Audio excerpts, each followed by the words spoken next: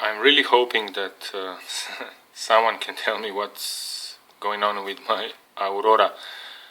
Well, I'm thinking that could be just the digitizer, but the strange behavior also kind of makes me suspect the, I don't know, the digitizer chip, something on the board.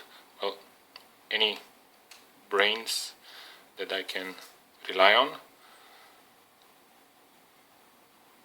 So the moment I touch it,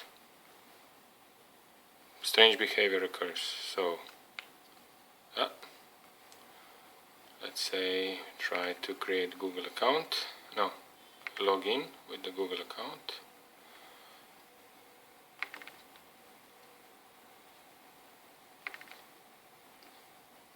Okay,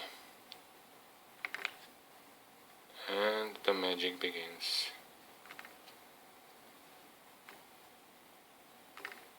Just touching and touching and touching.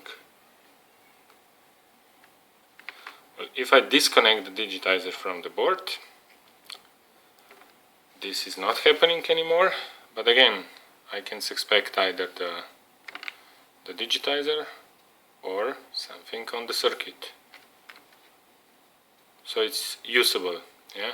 Useless, sorry.